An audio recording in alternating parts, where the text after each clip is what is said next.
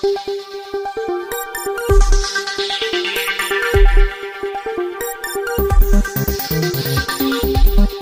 कहूँगा कि मैंने 4 हफ्ते की जो जर्नी की है, मैं पहले जब गया था तो मेरी फिजिकल कंडीशन बहुत ख़राब थी। आपने सब देखा, मैं व्हीलचेयर पे वहाँ पे चल रहा था।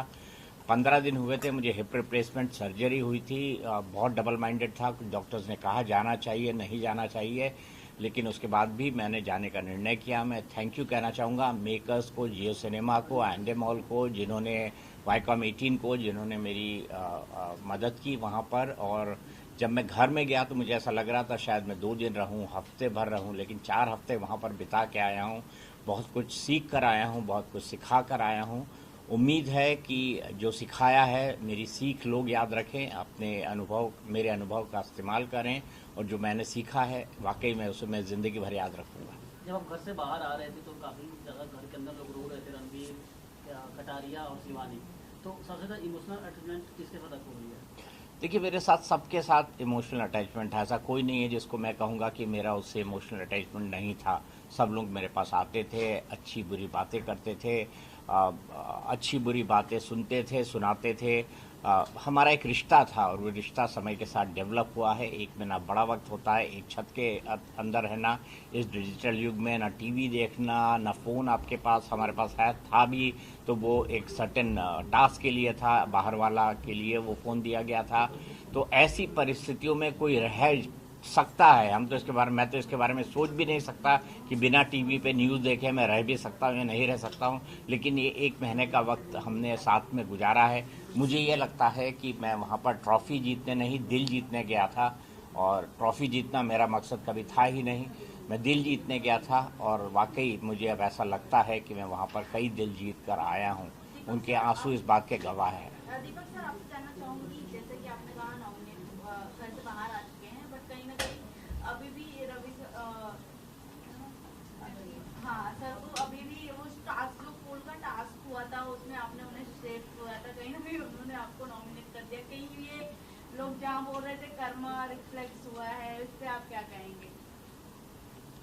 मैं सिर्फ इतना कहना चाहूँगा कि मुझे किसी से इस बात की नाराज़गी नहीं है कि किसने मुझे नॉमिनेट किया, किसने नहीं किया। बिग बॉस के घर में मुझे कोई परमानेंटली नहीं रहना था।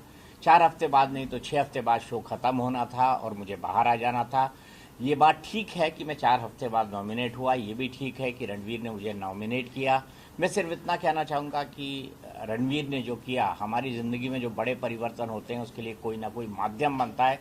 रणवीर भी मेरे लिए माध्यम बने, इससे ज़्यादा मैं उसके बारे में कुछ नहीं सोचता। हाँ, अगर कोई कर्मा की बात कहता है तो मैं कहूँगा कि ये मेरे अच्छे कर्म हैं कि मैं इस विपरीत हालात में भी बिना किसी बड़ी मुसीबत के बिग बॉस में एक महत्वपूर्ण महीने बिता कर आया हूँ और मैंने वहाँ से काफ़ी कुछ सीखा है। सर, आपसे अदनान बदतमीजी से बात किए थे तो आपको कितना हर्ट हुआ था उस टाइम पे? मैं इस लायक उनको नहीं समझता कि उनके बारे में किसी तरह की कोई टिप्पणी करूं। क्या बात है सर, अकॉर्डिंग टू यू सबसे स्ट्रॉन्ग कंटेस्टेंट्स कौन लगते हैं इस समय बिग बॉस हाउस में?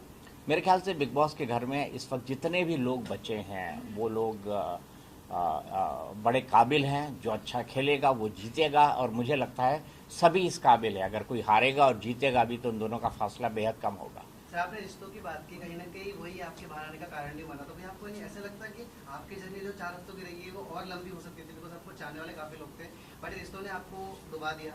क्या फ़र्क पड़ता है सर, कोई ना कोई तो किसी को डुबोता है।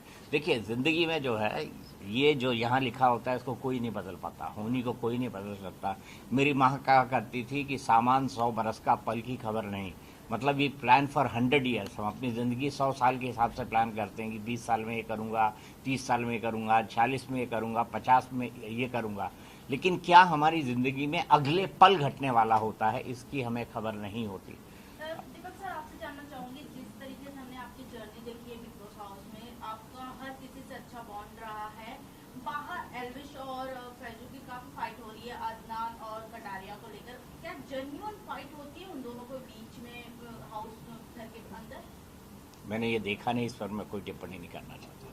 बट आप उनके साथ में रहे हो, क्या आपको अदनान और मुझे नहीं पता कि कौन फैजू है, कौन क्या है। मैं उस पर कोई टिप्पणी नहीं करना। बिग बॉस के हाउस में भी आए थे? मैं नहीं था उसमें। सर, शिवानी के साथ जैसा उसकी भाषा को लेकर घर में बात होती है, आपके साथ काफी देखा गया कि बैठती थी, आप समझाते थे, तो कैसा उसका भाषा है या स्वभाव है, कुछ बताना चाहेंगे रियल में जो आपने अनुभव किया? स्वभाव से बहुत सरल है, थोड़ी ज़्यादा बोलती है, ज़्यादा मजाकिया है, लेकिन उसको गलत लोग उसकी भाषा के कारण समझते हैं। मुझे ये लगता है कि जैसे इलाके से आती है, वो उत्तर प्रदेश का एक ऐसा इलाका है जहाँ कई भाषाओं का और बोलियों का मिक्स बोला जाता है। वहाँ की लैंग्वेज इसी तरीके की है। तो मैंने यही लोगों को समझाने की कोशिश की। मैंने यही एके को भी बताने की कोशिश की थी वीकेंड का वार में।